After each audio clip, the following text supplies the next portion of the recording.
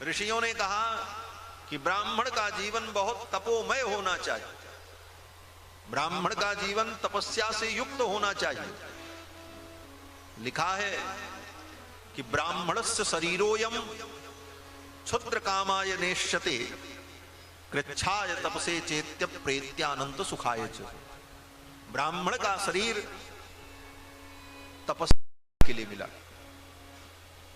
ब्राह्मण के कुल में परमात्मा ने पैदा किया है तो इसका मतलब तुम तप करो। और ब्राह्मण जब अपने जीवन में तप करता है, त्याग करता है, साधना करता है, स्वाध्याय करता है, तो इस तपस्या साधना स्वाध्याय के प्रताप से, इसकी शक्ति से वो जितना पाप उसके पास आता है जजमान का, वो सब पाप नष्ट हो जाता है। और न तपस्या करे, न भजन करे, न माला जपे, केवल जजमान से दान ही लेता रहे दिन भर, ऐसे ब्राह्मण का पतन हो जाता है, ऐसे ब्राह्मण नष्ट हो जाते हैं, उनकी बुद्धि भ्रष्ट हो जाती है, बुद्धि में विकार उत्पन्न हो जाता है। इसीलिए ब्राह्मणों के लिए इतने कठोर नियम बनाए गए। संध्या करो, गायत्री का जप करो, वेद पढ़ो, श्राद्ध करो, तर्पण करो, पंचमहायज्ञ करो। ब्राह्मण का मतलब केवल कंधे पर जनेऊ दिखाने से कोई ब्राह्मण नहीं हो जाएगा, कर्म होना चाहिए उसका। महाराज, आज की तो ये स्थिति है कि ब्राह्मण जनेऊ भी नहीं पहन रहे। जनेऊ भी पहनने में उनको आफत है। 4 तोले की सोने की जंजीर पहन करके गले में घूमेंगे और 2 ग्राम का जनेऊ कंधे पर ढोते हुए उनसे नहीं बनता।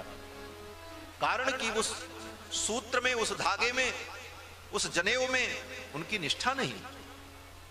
जो धर्म का मूल है यज्ञोपवीत, उसे कंधे पर धारण करने में उन्हें लज्जा आती है। और जिस सोने में कलयुग का वास है उसको गले में लटकाने में लज्जा नहीं आती। 4 तोला सोने की जंजीर गले में पहने बड़े शान से घूमेंगे, लेकिन 2 ग्राम का यज्ञोपवीत कंधे पर धारण करने में उनको बोझ लगता है। ऐसे ब्राह्मणों को धिक्कार है। वो ब्राह्मण नहीं है, वो ब्राह्मणाधम है, ब्राह्मणों में अधम है। ऐसे तो ब्राह्मण का छुआ हुआ पानी भी नहीं पीना चाहिए। महाराज, ब्राह्मण सारे समाज का मूल है। आज हमारे सनातन धर्म में जहां कहीं भी कोई विकृति आई, कोई कमी आई, तो वो कमी किसकी है? ब्राह्मण की कमी। ब्राह्मण अगर अपने वेद शास्त्र के स्वाध्याय में लगा रहता और समाज के कल्याण का चिंतन करता रहता तो समाज कभी भी नहीं बिगड़ता। जब मार्गदर्शक ही बिगड़ जाता है तभी समाज का पतन होता है। हम अपने दायित्व को भूल गए। दुनिया की इस अंधी दौड़ में हम भी भागने लगे कि जो दुनिया कर रही वही हम भी करें। यही दुनिया का सबसे बड़ा लाभ है। और उसका परिणाम बोले ना हम इधर के हुए ना उधर के हुए, दोनों तरफ से चले गए। धर्म से भी गए, दीन से भी गए, दुनिया से भी गए। ना हमारा सम्मान रहा, ना हमारे पास वो ज्ञान रहा, ना हमारे पास वो संसार ही आ पाया, सबसे वंचित हो गए। महाराज, ब्राह्मण का जीवन तपस्या के लिए मिला है। ब्राह्मणस्य शरीरोयम क्षुद्र कामाय नेष्यते। ब्राह्मण का शरीर क्षुद्र कामों के लिए नहीं मिला। ये इसलिए मिला है कि कृच्छाय तपसे चेत्य प्रेत्यानंत सुखाय च। इसे पाकर के हम तप करें और अपनी तपस्या साधना और ज्ञान के द्वारा समाज का कल्याण करें, लोगों के अंदर धर्म की प्रतिष्ठापना करें। ये धर्म। लेकिन केवल हम ब्राह्मण बनकर के दान लेते रहें कि हम ब्राह्मण हैं इसलिए हमको दान करो, बोले तब बुद्धि खराब हो जाएगी। महाराज, आपको मैं बताऊं, सुन करके आश्चर्य होगा। और जो लोग आस्था प्राइम के माध्यम से आस्था प्राइम 1 पर सुन रहे होंगे, उनको भी आश्चर्य होगा कि मेरे गुरुदेव भगवान जिनके चरणों में बैठ करके हमने वेद शास्त्र का थोड़ा बहुत अध्ययन किया, जिनके चरणों में बैठकर कुछ ज्ञान मुझे मिला, उन्होंने तो बहुत दिया लेकिन मेरे अंदर पात्रता नहीं थी कि हम उसे धारण कर पाते।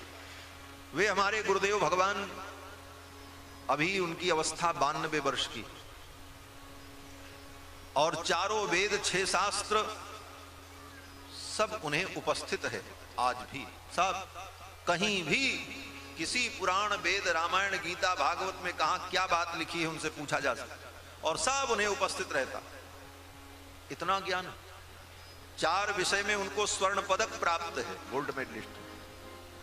गणित के इतने बड़े पंडित हैं, त्रिकोणमिति ज्यामिति निर्णय प्रमेय उनसे कुछ भी पढ़ लिया जाए, ऐसे गणितज्ञ हैं। लेकिन जीवन में वो कभी कहीं किसी के यहां कोई अनुष्ठान, दुर्गा सप्तशती का पाठ और महामृत्युंजय का जप या कोई अनुष्ठान करने वो जीवन में कभी नहीं गए किसी के यहां धन के लिए। जीवन बीत गया, 92 वर्ष की अवस्था, अभी भी है अयोध्या, कभी नहीं गए किसी की। और एक धोती पहनते हैं केवल, आधी नीचे आधी ऊपर दें। जीवन में कभी जूता चप्पल नहीं पहना। शीशा में अपना मुंह नहीं देखा, 92 वर्ष की अवस्था हो गई। दर्पण में अपना मुख नहीं देखा कभी। करीब 20 वर्ष से 25 वर्ष से हम लोग गुरुजी के साथ में हैं, कभी उनको हमने शीशा देखते नहीं देखा, शीशा कभी देखा ही नहीं। और नदी का जल और कुएं का जल छोड़ करके किसी दूसरे जल से उन्होंने आज तक स्नान भी नहीं किया। पीना तो बहुत दूर की बात, नल का जल, हैंडपाइप का जल, बोरिंग का जल, बॉटल का जल कभी नहीं। या तो नदी का जल हो, वो भी प्रवाहित नदी, और या तो कुएं का, शुद्ध कुएं का जल। यही 2 जल वो अपने जीवन में उपयोग किए। आज तक दूसरे किसी जल से उन्होंने स्नान भी नहीं किया, और पीना तो बहुत दूर की बात, कुल्ला भी नहीं किया किसी दूसरे जल से, कोई दूसरा जल उनके मुंह में नहीं। 92 वर्ष की अवस्था हो गई, आज भी एक अंग्रेजी दवा उन्होंने खाई नहीं, छुआ नहीं। हम लोगों के यहां गुरुजी आते हैं जब घर पे, आश्रम पे, तो हम लोग पहले सावधान हो जाते। कहीं कोई ऐसी वस्तु, अंग्रेजी दवा अगर कहीं रखी है और उनकी दृष्टि पड़ गई, तो वहीं से उल्टे पांव लौट जाएंगे, और जाने के बाद कहेंगे पहले उसको फेंको, अपना घर धो, तब हम तुम्हारे यहाँ आएंगे। आज तक अंग्रेजी दवा, एलोपैथ की दवा, होम्योपैथ की दवा उन्हें छुआ नहीं। खाना तो बहुत दूर की बात, कभी नहीं।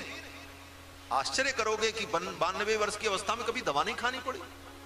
दवा खाए, लेकिन अपने से जो बनाया, चूरन चटनी, आयुर्वेदिक पद्धति से जो दवा वो बना करके, कभी कोई समस्या हो तो अपने खा लेते हैं, लेकिन कोई बाहर की कोई दवा भी उन्होंने आज तक यूज नहीं।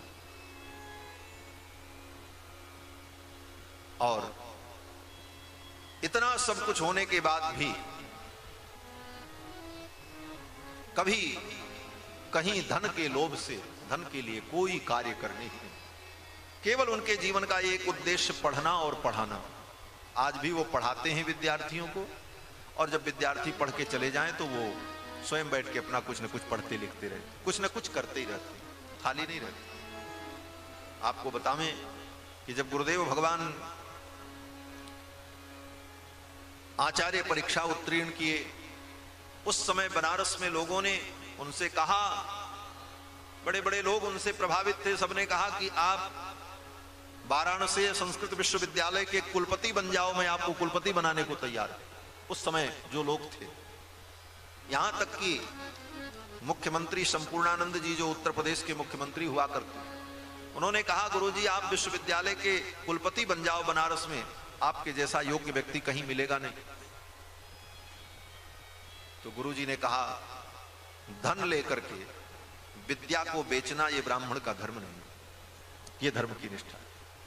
ब्राह्मण होकर के हम विद्या को बेचें, उसके बदले में हम पैसा लें। ब्राह्मण जब विद्या को बेचता है तो बहुत बड़ा पाप करता है। विद्या का दान किया जाता है, विद्या बेची नहीं जाती। जो बेची जाती है वो विद्या होती नहीं, वो अविद्या होती है। इसीलिए आज भी हमारे संस्कृत जगत में किसी भी गुरु के पास आप पढ़ने जाओ, कभी वो फीस नहीं लेते। बाकी अन्य विद्या में आप किसी के पास गणित पढ़ने जाओ तो ट्यूशन पढ़ाने वाला फीस लेता महीने में, ट्यूशन पढ़ाने का पैसा देना पड़ता, तब वो पढ़ाता। अंग्रेजी की कोचिंग करने जाओ तो पैसा देना पड़ेगा। लेकिन आप बनारस चले जाओ, अयोध्या चले जाओ, संस्कृत के विद्वान आज भी पढ़ाते हैं, लेकिन वो पैसा नहीं लेते शिष्य। आप उनके घर जाओ पढ़ने के लिए, वो 4 घंटे आपको पढ़ाएंगे, बड़े खुश भी होंगे कि कोई हमसे पढ़ने आया, लेकिन वो पैसा नहीं लेते। क्योंकि हमारी परंपरा रही कि हम वेद को बेचते नहीं, धर्म को बेचते नहीं। तो ऐसी निष्ठा धर्म की, ऐसे ब्राह्मण, ऐसे तपस्वी धर्म के मूल हैं, उन्हीं के द्वारा ये धर्म टिका हुआ। तो ब्राह्मण का ये धर्म है। गुरुदेव भगवान कभी किसी के यहां धन के लोभ से कोई कार्य करने गए ही नहीं।